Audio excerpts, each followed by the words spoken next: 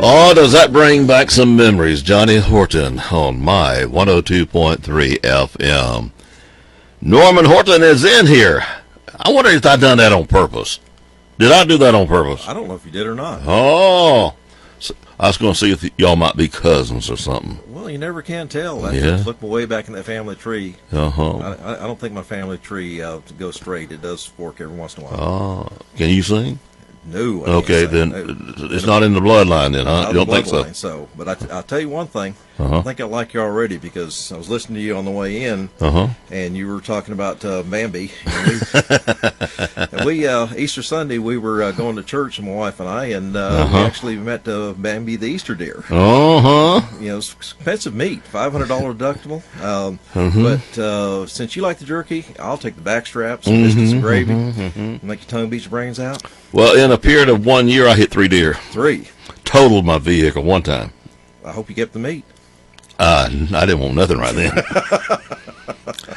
Ironically, the day I totaled it on the bypass, I was only 22 minutes late getting to work. Now, how'd you manage that? The cops loved me. They brought me to the station. Well, they should have skinned the deer for you and got you your jerky. I know they should have, but they didn't. I don't know. I thought about telling them to call the sheriff and bring the prisoners over. I did think about that, and I didn't act on it. I should have done that, but oh well. If you don't mind, I'd like to ask our listeners to keep some longtime OPP residents in their prayers. Preston Boutwell, known him for years. He's been in the hospital and talked to his family yesterday, and he's doing a little better. But there's a lot of people been pulled out of the ditch by Preston, where he's left birthdays, anniversaries, meals to take care of them. And then also Phil Dotson was a police officer here in OPP for 15 years. And he passed away about a year ago. Good friend of mine, good man, and we need to pray keep Karen, his wife, in our prayers.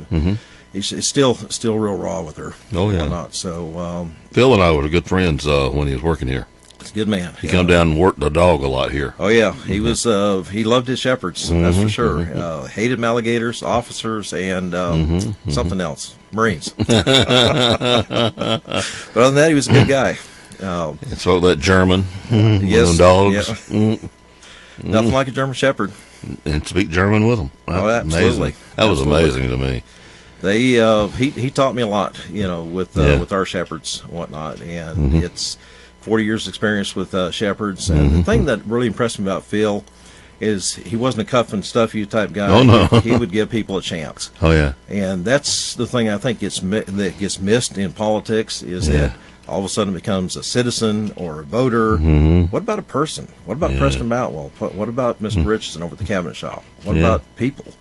And I think we forget that sometimes, that it's individuals and people that make this great state. Oh yeah, no doubt about it. What in the world got you named Stormin? There's got to be a story behind that. It was the way that I drove. Maybe I still drive that way. Yeah. I figured if I had 6 inches or 6 feet, let's just go for it. And so I was given the nickname Stormin just because of the way I drove. Fortunately, I didn't get too many speeding tickets, but I've just always been a person that goes for it. Okay. And so that nickname stuck, and when we went into business many years ago, utilized it. Yeah. That's what we utilized. Yeah. We had a DJ in the early 80s that the other DJs named him Stormin because he was so slow at doing everything. he was not really fast at nothing. I'm not a big fan of let's not do for today what we can put off till tomorrow. Why don't we just do it? So he got it because the opposite. No, you didn't get it for opposite, huh? No, I got it for let's go. Let's get her done. Get her done. Get her done. Hope I don't get sued for copyright infringement there, Larry. Larry don't mind. I get her done. He definitely doesn't mind at all. All right, where do you call home? Echo, Alabama. Echo, big city, Echo. Big city Echo. We have a Dollar General there now that Wow. in place of the old school that was falling down. A hardware store and a gas station and a caution light. Y'all got tax money coming in to pay for that caution light now. Well, maybe. Oh, we even have full-time EMS, and That's cool. yeah, it's covering a lot of the area, a lot of the rural area, Yeah. and I was talking to Rocky Wyndham out there, and you realize that guy works full-time for the EMS and doesn't get paid a penny. Really? That's the kind of people that make Alabama, the unsung heroes that people don't recognize, and he has a business full-time, plus takes care of the EMS and the fire department. And that's it's really, there's a lot of Alabamians that give to their community and their people, and they're not recognized, but they do it because they love Alabama. Well, they got it. If elected, I got something for you to help them too. The volunteer fire departments the volunteers were able to be in the retirement. They froze that from them. They can't do that now. Correct. That was one of the and issues. that was that's why a lot of merchants got into the fire department for that insurance or retirement. Yep. And that was one of the issues that Rocky brought up, and as we are out and about, we're trying to find out what some of the needs are, because what's the use of going up to Montgomery if you don't know what the problems are? You can't fix them all, but you can't fix anything if you don't know what the problems are. That would help their numbers tremendously. Yes. Their numbers are hurting. All volunteers are Yes. now. But that would help their numbers completely. And think about it. If we don't have EMS, we don't have fire departments, and our mother, grandmother, family member has a problem, then it is a problem. Well, because of the retirement and insurance, that's the attractiveness of bus driving. It's usually chicken farmers or merchant. They got their own business, something like that, but they can take that 2 hours out in the morning, 2 hours in the afternoon, and get that insurance in their retirement.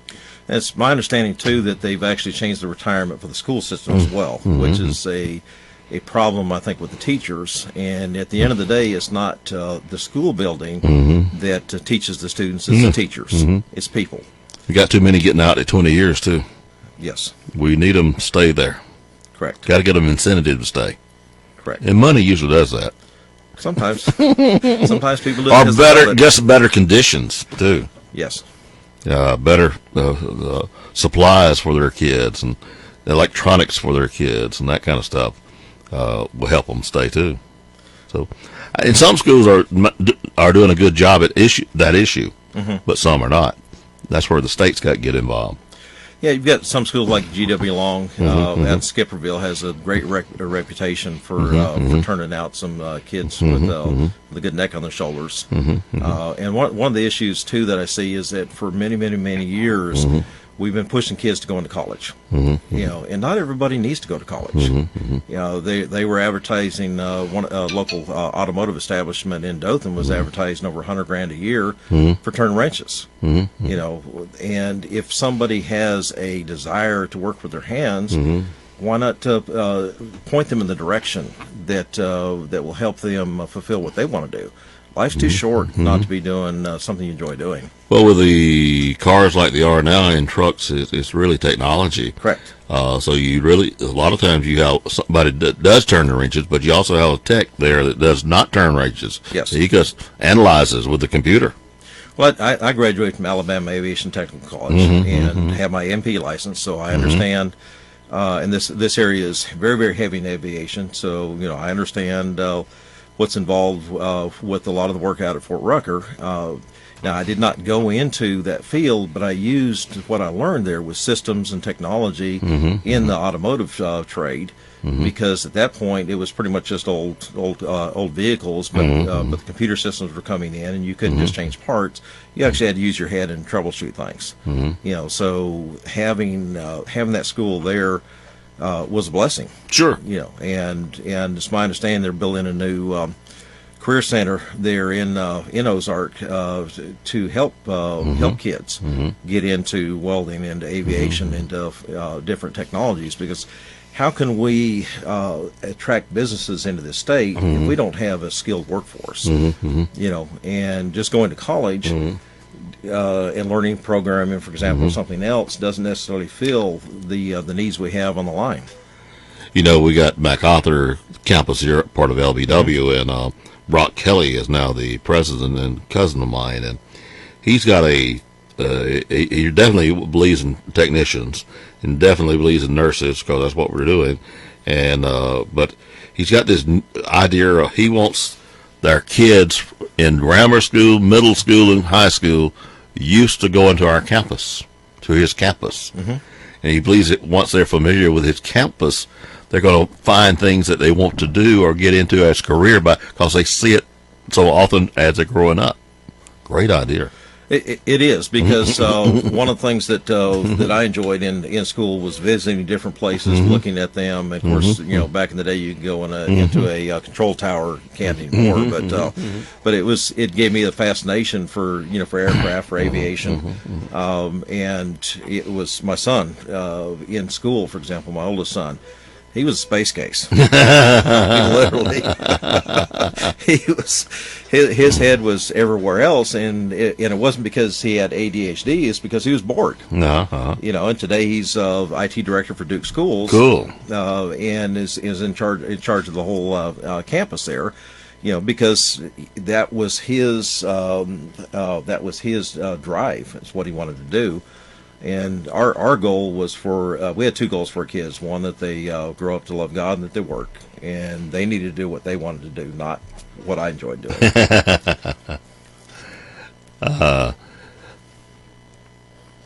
guess we responded to a text from Mo Brooks. Mo's our representative and running for Senate. Yes. But he's also was at the Capitol on this day a year ago. And he's just letting me know he's available. So I'm seeing that he's available at 9:30. There you go. That'll be interesting. Yeah, I met him at the Dale County Republican meeting, and Barry Moore, both there at the same time, and spoke and whatnot. And we need to get back to the basics, to our foundation, which is our Constitution, life, liberty, and the pursuit of happiness. And that's really my platform, is the life, liberty, and the pursuit of happiness. And someone asked me, he said, "Well, what do you think about guns?" Well, yeah, I'm for the Second Amendment, but it all falls under those three simple phrases: life, liberty, and the pursuit of happiness. And my liberty may not be your liberty. But if I don't, if your liberty is legal, you're not hurting anybody else, then I need to fight for your liberty just as hard as I fight for mine. Because if you lose your liberty, then they're coming after mine next. And that's what makes this country great and this state great, is liberty. I understand completely on that. There we go. I know what I was going to ask you. By all means, guns is in the news again, are actually licensing for the county sheriffs. Yes. I understand why they do it. I got the bill. I understand it. The freedom to carry, I got that. But by having the little permit from the county sheriff, you get to do a background check on that person. There are people that don't need a gun. That's correct. Especially if they've been in an institution or something like that, or just got out of jail. Those, they hadn't got their full rights back. And then also it raises a little extra funds for the sheriff department to utilize in equipment, whatever the sheriff thinks he needs to use it to. And I think he should have some freedom to use some of his money, because everything else is budgeted. Correct. Correct. So I understand the argument, both sides. I talked to Wally about that, and I told him I'm actually torn with that. And I've been in committee meetings up at the State House. I've actually spent the last 5 years up at the going up the State House. I've got several laws that I've drafted bills that I've drafted that are law now, and several other bills that were unconstitutional have gotten killed. So I didn't feel like I needed to wait to get paid to try to make a difference, which frustrates me a little bit. Is everybody wants to do something after they get a paycheck? Why not do something for your state that helped you out ahead of time? Yeah. But I've been in committee meetings where they're talking about the constitutional carry, and I understand that they have a point.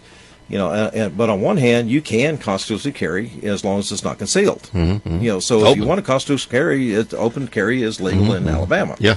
But I also know that that the sheriffs are the only elected law enforcement in the state. Those are the people that know intimately the people in the county. They know who all the drug dealers are, who the criminals are. Right after Wally got elected, I went on a ride along with him, and it's about midnight, and we're driving through Ozark, and he pulls up to one of the drug houses, and they've got the little barrel with the bonfire going, and a narc from OPD pulled up behind him, turned the lights on. Wally goes, "Well, I got lights too." But he knew where everybody was. Sure. Those people don't need guns. Okay. And I have a pistol permit. I personally don't have a problem getting one because I know that he's looking out for the county. He knows who should have one, who should not have one. I am opposed to Montgomery handling this situation, because a central database or a central control of pistol permits, I think, is a very, very bad idea, because then you're taking that control away from the sheriff that knows the people in that county. And that's very, very important, in my opinion. As to how it can be put together, they've been making runs at it for several years now up in Montgomery, and to have a good legislation, you have to look at not only the good that it will do if it's properly applied, but also the harm that can happen if it's misapplied. And that's the problem with a lot of legislation is there's knee-jerk reactions up in Montgomery. Something happens, and then, we got to have a law. Well, how come we didn't enforce the first law? To do that, and what is this going to do if it's misapplied? And too many people do not ask that question. Well, if you enact a law, then every county is going to be wanting extra money for the sheriff's department. Correct. So the taxpayers are going to pay more. So there's nothing free in life. No, there's not, and the price of the pistol permit is not unreasonable. No. And for those that, and this is one of the things that I find interesting, is that for those that say we do not need pistol permits, my question to them is, what about the felon that just got out of jail? Should he have a gun? Because if you're going to have pure, unadulterated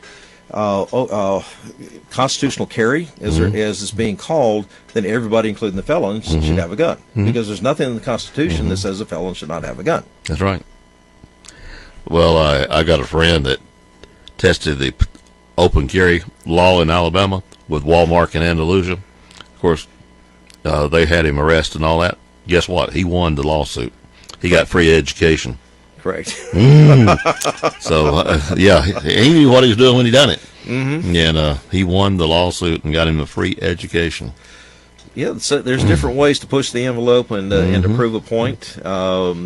He was studying law, by the way. So he used some of his studies to prove something. Worked out beautiful. It did, and unfortunately, not every law enforcement individual knows what the law is.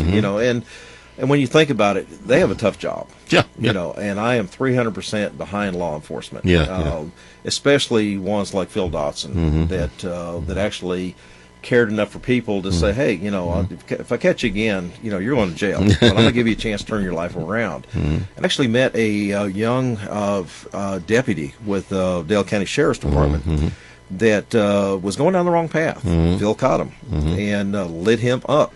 Didn't send him to jail, but he turned his life around. He's a deputy now. And I called Karen. I said, look, you got to hear this story. You really do. And that's what it's about. It's helping people, guiding people. I've got a young man that he went the wrong direction. Helped him out, and he's now buying his house. One of the best AC guys in the Wiregrass now. Some people, you're spitting in the wind if you try to help them, but you got to try. Oh yeah, you must. Everybody makes wrong turns, and that's just part of it. That's part of life. All right, there's another controversy going on, and I noticed the legal places we have in Alabama is now advertising about a statewide lottery, and they've been on local TV starting this week. I think they're going to do radio next. So they're saying that it's a won't cost us nothing, and the auto industry that we got cost us $100 million to get a salary of, I forgot what they got the figures anyhow, and that's what they're using against. Why not do the lottery. It won't cost you nothing, and have the income that the auto industry was having. That's what they're comparing, and that's a pretty good idea. I mean, I don't know who thought of the idea, but the lottery is something that this legislation's got to think at and look at it, isn't it? It keeps coming up again and again, and it's time for it to go to the people, isn't it? Very possibly. But you need a good wrote lottery bill then. One of the things with the lottery is you've got two issues. You've got a moral issue and a technical issue. Sure. Okay. And I talked to one of the state school board members, and the question I had was, what are the numbers? Okay, because it's not a panacea. You've got people that need help most will take and spend their whole paycheck on a lottery ticket, and it may not hurt you or I, but it would certainly hurt them, and they're spending their kids' school lunch money or school supplies and clothes and whatnot, trying to get rich, and my question to them was, what are the numbers? How much is actually going to go to school? How much is going to be helped? Where is it going to be applied? And to draft something without knowing what's going to happen, because there's always shrinkage. You always have plenty of fingers in the pie. And when you look at charities, for example, the disabled veteran one, where they had the issue where guys are flying around with a bunch of money. It seems like a lot of money goes to overhead. And if you're in a multi-state situation like Powerball and Mega Millions, that money's being shared. So how much is actually coming to Alabama? And let's look at some of the other states, Georgia, Florida, some of the other ones, and see what has happened to the schools. Are they testing better? Has it made an improvement? Buildings alone do not improve the life of a student. Right. It's teachers. Sure. Those are the best assets we have. When I was in third grade, I had this teacher named Mrs. Kroll, and she looked just like she sounded. We had to go to the blackboard. And if we could not write down the multiplication tables, you'd get your fingers wrapped with the ruler. Now, probably can't do that today, but to this day, if I'm at a checkout counter, I'm running the numbers in my head. Yeah. And so many kids cannot do that now. So how is this going to work? Is the money going to be applied properly, or is it just something where somebody wants to hit the Mega Millions? Has anybody got the figures of how much Alabamians are spending with out of state, like in Louisiana, and other places legal? Also, how much are they spending sitting there in their house on the internet? I haven't gotten those numbers yet, and I'm afraid it's high. One of the things that I like to look at is what are the statistics, what are the numbers, instead of just throwing something out there and then hoping it works. I mean, that's the worst kind of legislation you can do, but it happens. Then Alabama's known to do that. Well, yes, and that's not what I'm interested in. I read bills, and there's so many things that you'll find buried. Page 3, line 27 or line 15 or whatever. That's like, whoa, where'd that come from? And they're hoping that the legislator will read the synopsis and not actually read the bill, and which is kind of interesting. I've been in committee meetings where the chairperson will say, okay, turn to SB 101, for example. And people, and it's in your packets in front of you, and they're opening up their packet and like, well, I haven't read this bill yet, but I got a question. Well, why are you up here? And nobody can read all of the bills because some of them are highly technical, and just the seat you're running for, that guy reads them, Jimmy. Yes, he reads them, boy. I have been in his office many times where he's been reading a bill. It's unreal. Yes, and that was one of the things I respected. He's one of the few.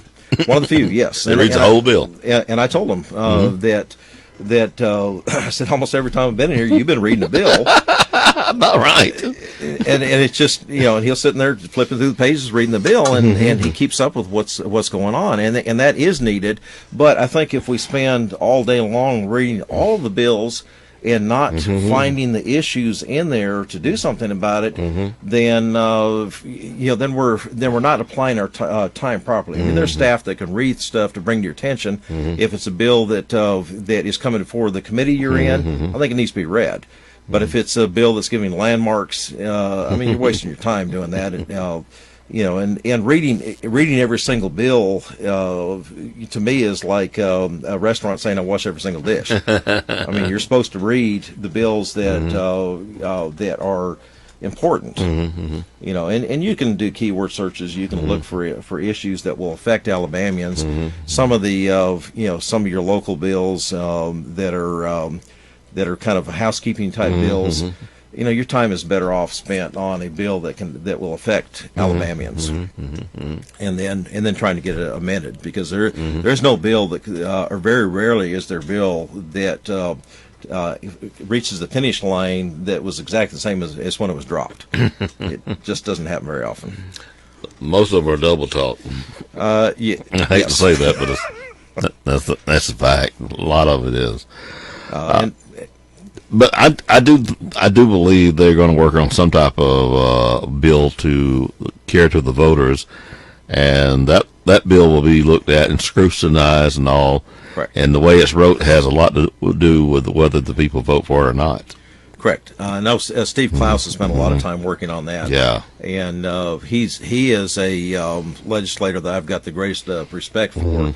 I've seen that man just worn out, tired from trying to keep our state afloat, because a few years ago we had a real problem with money. And he's one of the unsung heroes that of the legislature that actually work at what they're doing. They're not just worried about getting on TV, patting themselves on the back. Speaking of money, the prison system is going to be very costly no matter what we do, but it's something we got to do and need to do. Correct. I'm a full believer in electronic survey. The technology is there for ankle bracelets. The technology is there for monitoring the prisoners. I think they can put enough of the technology in, because first of all, they're having problems getting staff anyway. Correct. So I think they can take care of it with modern technology a lot. My opinion. Yeah, I had a nephew that worked at Clio prison for many years before he retired, and some of the stories he had was unbelievable. And they're not, you're housing prisoners in, there's something, I think Wallace College has a instructor up there for teaching woodworking and whatnot. And so you have some that actually want to look at what life's going to be like when it's out there, or after they get out. But then you have people that are in there that get a new education, and it's not the kind that they need. And like that young man that we worked with, I mean, he was heading to prison, and we worked with him, and he was able to stay out of prison. And it was a wake-up call. And I went out, took him out to lunch, and I said, if you ever get involved in this stuff again, we will have a hard chat behind the barn, because you're intelligent. Don't waste it on the wrong side of the law. Right. And he took it to heart, and now he's a productive, tax-paying member of society. So I think that we need to look at some of these kids that are starting to get involved in that, and look at other ways to get their life turned around to where they're adding money to the state, not costing the state money. Now, how that can be done, there's smarter people than me that may have some ideas on that, but I think it's something we need to look at. We got to be very careful about what prisons make too, because we got in trouble several years ago. Our local sewing factory lost a bid to a prison. That's not right either. You don't need to underbid private enterprise. No, because private enterprise is what pays the taxes. It's what keeps the state going. And that's an issue that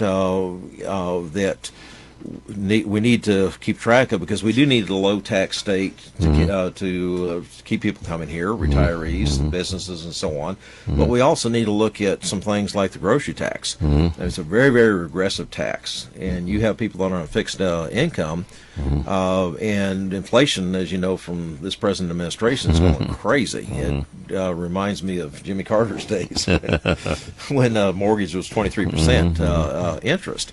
And it chisels away at the money they have available, because if you're getting $1,200 a month, let's say, from Social Security, and that's all you've got, and you've got to pay for your place, and then take out for the insurance, and then you've got to buy food, and the food prices are going up, and automatically the amount that you pay on tax is going up. Sure. Because if you got 9% sales tax on $100, then and that same amount of food is going up to 150, then you just had a 50% increase on your tax as well. Sure. For the same thing, and that's just not fair to the people that can afford it least. I'm afraid we're going to keep it. That's people. It'd be hard to do away with. You got to find another source to take care of that source. That's correct, and that's because we have two separate budgets. We've got the general fund budget, and we have the education budget. And it's kind of a different system, but it's Alabama. So, speaking of education, and you talked about Billings a moment ago, it popped into my mind. I saw I don't know whether I was watching Channel 12. I don't know what station I was watching at the time, but it was a car factory, and where they was getting some of their labor was a trade school, and it looked like an old aircraft building. It was they said, through these doors, you're finding modern technicians for auto industry, and I mean, the building looked rough. And when they got in there, it was a modern shop and all that that they were teaching them from, and they were supplying workers to the auto industry. So the building hadn't got to do. The buildings are okay as long as they don't leak, and I'll let it roll maybe. That is correct. I've out visiting people in this district. I've seen some pretty nice school buildings. And again, it's what I mentioned before is that it's not the buildings that teach. That's right. It is the teachers. Are those are the ones that do the yeoman's work. Those are the unsung heroes, and they're not getting overpaid by any shape of the imagination. I mean, they could take their intelligence and go elsewhere.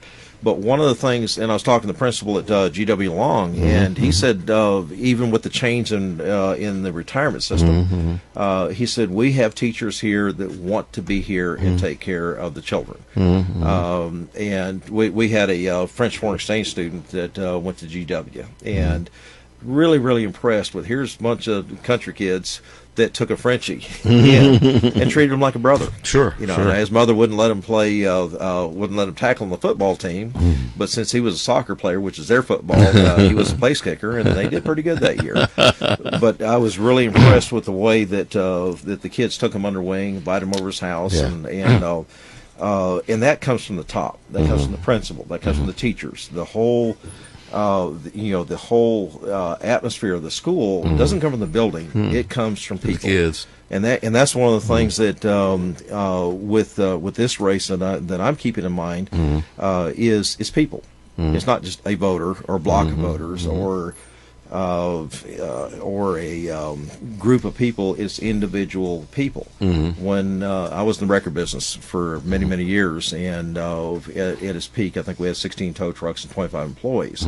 And people kept talking about your assets being your tow trucks. No, it was my people. Yeah. When they got out of the tow truck, that was Stormin's. And I told people, when you get out of there, they may never see me, but they see you, treat them like you treat your mother, like your grandmother. Treat them right. And that was my assets, was my people. Sure. Had a retired sergeant major, worked for me for 10 years running my dispatch operation. And he was on a mission. And he took care of it not because I overpaid him, but because he believed in what he was doing. Yeah. And that's what makes a education system. Sure. When you have teachers that believe in the kids, that will take the time, and they don't just treat them like a sixth grade class, for example. It's individuals in that class, and try to challenge them. And one of the biggest things with people is that you want to challenge them until you get to the point where they've gone as far as they can go, and you certainly don't want to push them over the edge. But you want to look at that child, as you were talking about, see what they like doing, let them see different things, let them make their mind up, and not just say, okay, you have to go to college and get a 4-year degree. If they want to work on aircraft, or work on a line. I mean, some people are perfectly happy just working on a line every day, So and in Alabama, we need all of the above. Sure. It's what makes Alabama great is the different people doing different things, not just everybody's the same. All right, you live on the other side of the district. Correct. And so that means people in Covington County, and you got to get to know you. So tell us a little about who is Stormin Norman Horton. Well, I went to aviation school there in Ozark and started my business back in Jimmy Carter's day. In the first year we were in business, we grossed $3,000, and that was pretty gross. That's pretty gross. But I was too stupid to quit, so we just kept working and building the business, and then we. It was something I enjoyed doing, and that's one of the things that I could never get away from, was that you need to do what you enjoy doing. I saw so many people working a job because they were getting paid well and they hated the job. Why do you want to go through 40 years of working, doing something that you hate doing, and just to get to retirement? Why not enjoy what you're doing? And so that's I enjoyed in the being in the record business, using my hands and using my head for being a technician, and then actually running a business and growing it and taking care of people. And we did the Toad program for many years, where if somebody had too much to drink on New Year's, we would tow them home free, no charge. I saw what happened when people drove drunk. Yeah. It is not a pretty picture when you have to recover a vehicle off somebody at all. And it just does not need, to happen. So what a lot of people didn't realize is that it was not only in the towing business, but we were also a distributor for a large record manufacturer, and we were the largest distributor in the country. And so we were able to see a lot of different states, a lot of different people in different areas, which made me appreciate what we have here in Alabama. And wrote for a nationwide towing publication for 20 years. And in October this past year, I had the privilege of being able to represent Alabama in a good light when I was inducted into the International Tow and Recovery Hall of Fame. Good. Which was, again, an incredible honor. There's only been, I think, 350 or something like that in the last 20 years that have been inducted into that. And what blew me away is when I walked into that ballroom, they had banners for the inductees, and at the bottom somebody had put a champion for the little man who prefers working behind the scenes. They had captured my heart, and there's so many people that have needs, and this is some of the things I'm finding when I'm out talking to people, is there's a lot of needs. Can you fix everything in Montgomery? No. But you can't fix something if you don't know what the issue is, and PAC money, of course, having money to run a campaign is important, but special interests don't vote. People do. Yeah. And that's the thing that we need to keep in mind with that. Yeah. It to run a campaign, it is expensive. Although we already seen some victories. We saw a truck driver win upset a incumbent out west with less than $1,000. Correct. Yeah, I think it was the Senate Pro Tem, no less. The Knocked big him bucky out. buck there in New Jersey, if I'm not mistaken. Whatever counts, I got about 1 million miles driving trucks. I think his truck driver, he knew all the radio stations. I think he called in and got on all of them he could, and they let him because he was a truck driver, and truck drivers are good listeners to radio. Yes, that's So you get plenty of windshield time. yeah, so and I there's think they fell into it. there you go, and there's that, and that's another industry where trucking companies are begging for truck drivers. I just heard a commercial Walmart looking for truck drivers, and there's good money in that. And so if so, and again, going back to kids, if that's their desire, then let them follow the dream. I had a 40-ton tow truck that I had bought, and we had a name that truck contest. And we were giving $500 away to the school class or to the person that came up with the name. And a little 12-year-old girl at Kelly Springs School in Dothan came up with the name Dare to Dream. And my secretary called her, and she said, well, I have this little poem. Would you like to hear it? It was Dare to Dream, Dare to Do. It's up to you. Just do it. I thought, here is a 12-year-old girl that has figured out what grown men go through life and never do. You know, everybody has to have a dream. Sure. To follow that. And the state's job is not to create jobs. You know, I can't go to Montgomery and create jobs. And if a politician tells you that they're going to go to Montgomery and create jobs, they're crazy. Now, I created jobs when I was in the record business. But in Montgomery, you can pave the way and make it easier for businesses to create jobs. Those are the taxpayers. Those are the people that create the jobs. And I can't think of any other state that would have allowed me to start from nothing and grow my business to what it was, except Alabama. You know, because the state wasn't all up in my grill every second. And that's one of the great things we have here, but we have to fight to keep it. Yes, because we're losing Alabama. I've seen several unconstitutional bills up there in Montgomery that we fought, and we have to go back to the core foundation where we protect our Constitution and our life, liberty, and the pursuit of happiness.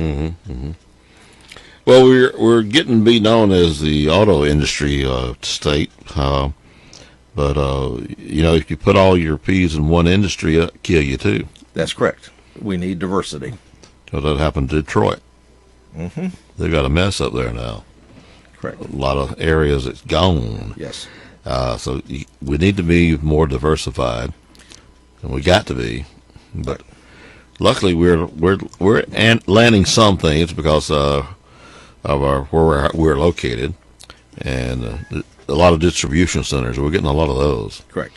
And getting a big one. A big one's in Brundage now for Wally World, and then of course a big move is being done by the Kellys over there. It's going to make that thing's unreal. It's going to employ a lot of folks. It looks like you see that probably more than I do. Well, it's closer to your area. We wow. And of course, we have Fort Rucker, which is a major employer. Number one. And thankfully, we've got some great U.S. representatives and senators that fight in Washington to keep Fort Rucker going. But yes, we do need to have diversification. It's better off having several smaller baskets than one large one, and that's why being a small business person.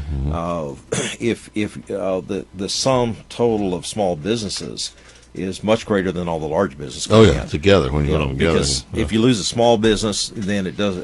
Then another one will pop up to replace it. You lose a large business with hundreds of employees, and it hurts.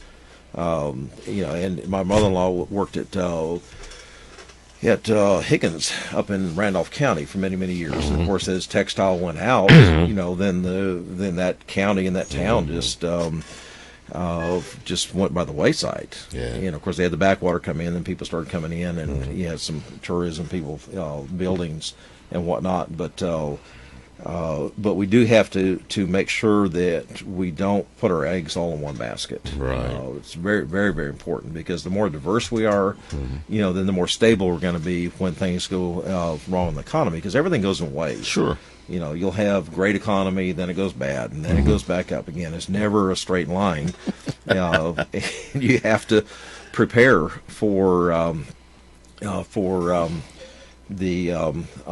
prepare for what comes. And I told somebody that was buying some advertising from that I'm a fiscal tightwad, and it doesn't matter if it's my money or money that people contributed, or if I'm elected, if it's state money. We have to watch it like a hawk. And I think so often people get a bunch of money in for the campaign, and they spend it like water, and they get up to Montgomery and they spend it like it's a drunk sailor or something, and they forget that this is people's money. Sure. States have to have a balanced budget, unlike the federal government, and this money is coming from people. Oh, yeah. And we need to remember that. Norman, we got 2 more minutes on TV for cable in Opp in Andalusia. It automatically cuts off at 9:30. So I always like to ask this to every politician that I have. It is kind of the final question.